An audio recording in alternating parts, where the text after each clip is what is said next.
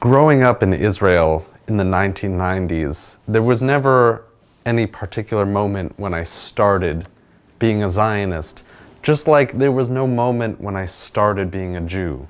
Being a Zionist to an Israeli Jew simply means being a good citizen. My father was 8 years old in 1948. The family lived in Ramla, city of central Palestine. My family were thriving farmers. We lived in a peace. Muslim, Jewish, Christian, celebrated each other holidays and worked together. After the Balfour Declaration, everything changed. Palestine was partitioned, and although the Zionists got almost 60% of the land, they wanted more. They occupied the city of Lod, and many Palestinians were killed. My family went from being farmers owners to being refugees in camps, to being homeless and stateless. My dad just started to share his stories because after 69 years, his wounds started to bleed. He has nightmares when he screams and wakes up horrified.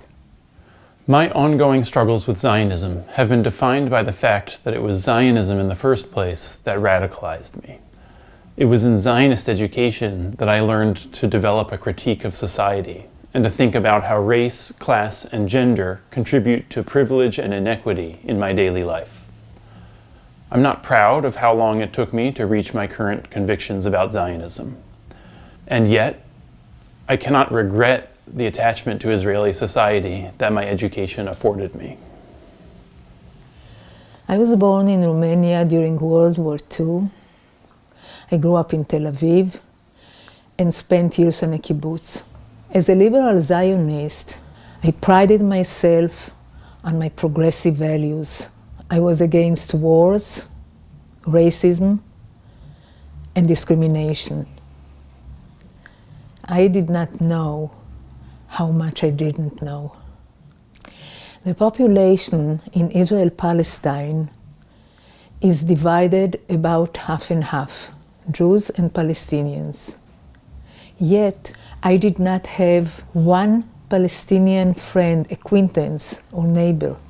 The Palestinians are on the dark side of the moon. Do you know that in Jerusalem city maps, Palestinian neighborhoods are blank, as if they don't exist?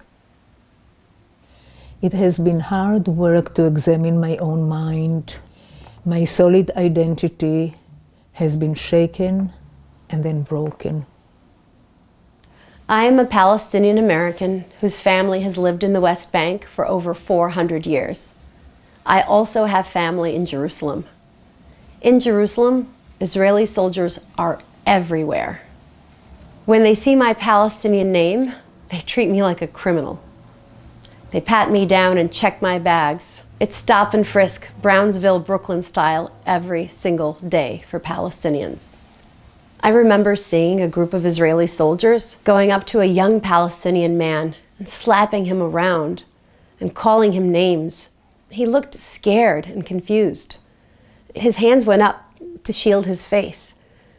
My instinct was to protect him, so I walked toward the Israeli soldiers. One of the soldiers came up to me, put a gun to my head, and said, "Do you want to die?" I would show my face in this video, but I fear for my safety. We've been threatened because we're Palestinian and because we're Muslim. My father was born in Hebron, Palestine. He always identified as a Palestinian Jew. He was very Jewish and very anti-Zionist. People are generally surprised by this, but there are a lot more of us than you think.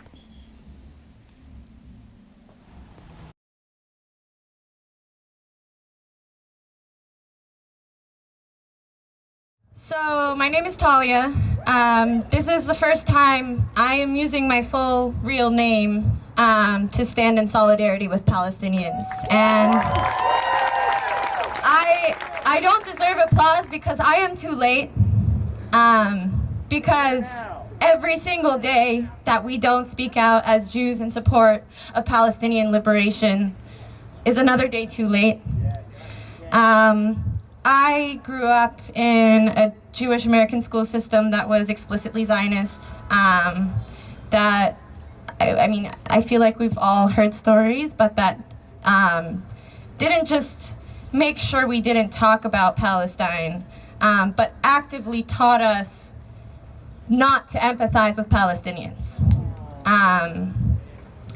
And the kind of fear and repression that leads Jews who would say more to be silent is why Israel can continue to do what it's doing.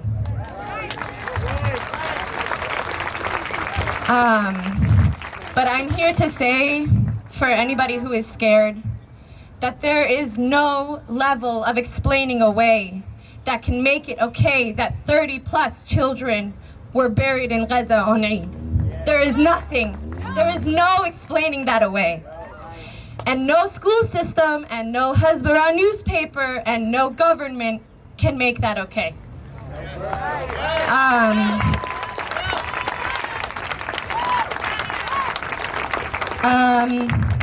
But we're here now, and I never thought in my life that I would be standing with this many Jews for Palestine.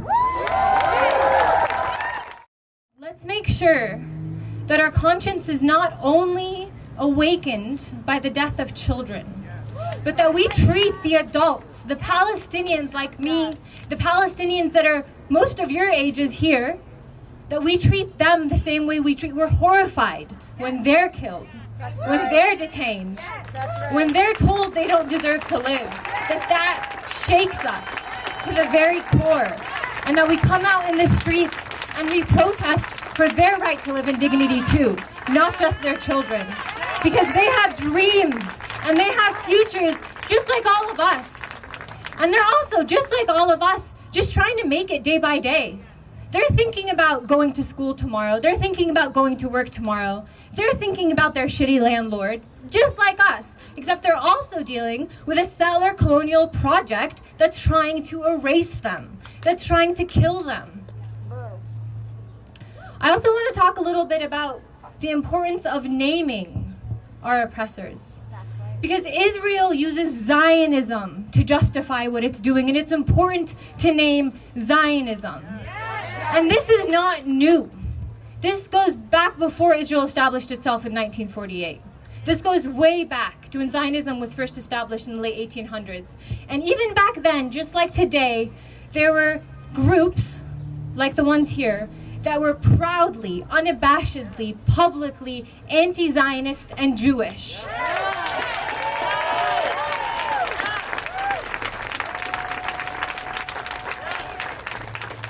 Zionism is giving cover for what Israel is doing.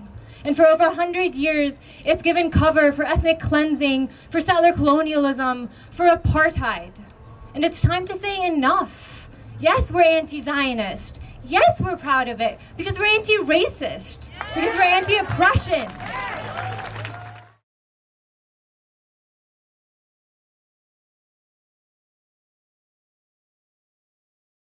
Now, people gonna try to tell you, you don't see the complexity. You don't see the nuance. And you don't know those both sides. But let's be real, most of us grew up in Zionist households and in Zionist institutions. So what are they talking about? We had to undergo massive processes of transformation to get here. We know the sides, we know the humanity of our own people, and we know truth when we see it. Now, people gonna tell you, you don't know enough. You think you know, but you don't know enough. You didn't read that book. You don't know that date. Nah. You know enough. You saw those bombs. You saw those lynch mobs.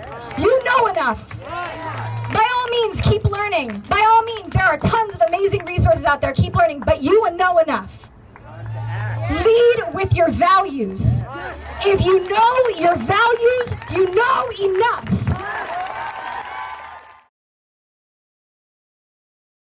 So you are not alone. You are never alone in this fight. This is just a very small crowd of what is an enormous movement that has your back and that won't stop. It's been 73 years and Palestinians are still protesting. We're not going to stop until we're free.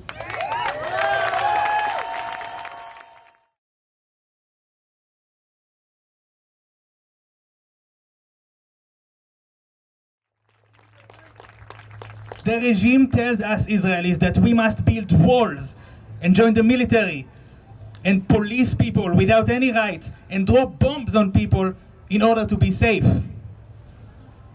And it's telling you, Americans, that if you love us, you must support the regime even as it commits severe human rights violations.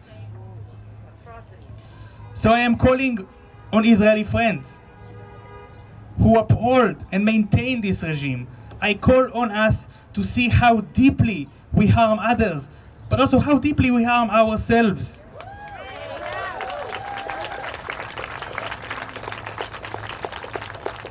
And I'm calling on my American friends, if you love us, help us stop causing harm. Oppose Israeli apartheid. Thank you and Shabbat Shalom. Our country spends $3.8 billion every year funding this apartheid regime. Please say, we refuse. If you are outraged that the governments of Israel and the United States send each other's highest ranking law enforcement to swap tactics, to swap weapons, to swap strategies to repress and police black, brown, indigenous people, please say, we refuse. We refuse. If you are outraged by cynical attempts to weaponize incidences of anti-Semitism, to smear Palestinians, and dismantle the movement for Palestinian liberation and advance Islamophobia, please say, we refuse. We refuse. If you are outraged by the attempt by Zionism and the Israeli government to speak on behalf of Jews, to manipulate our history, of surviving and resisting fascism, please say, we refuse. We refuse. Please say, we refuse. We refuse. Thank you.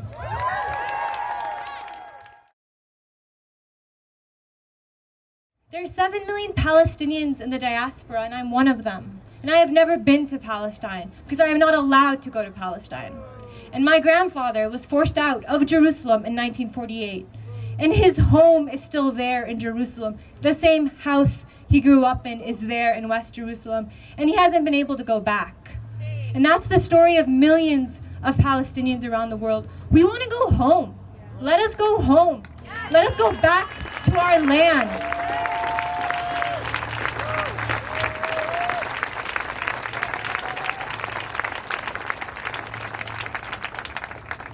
The trauma and the ongoing Nakba, the ethnic cleansing, is still very much alive in the people that were there when it happened in 1948, and their children and their grandchildren, people like me.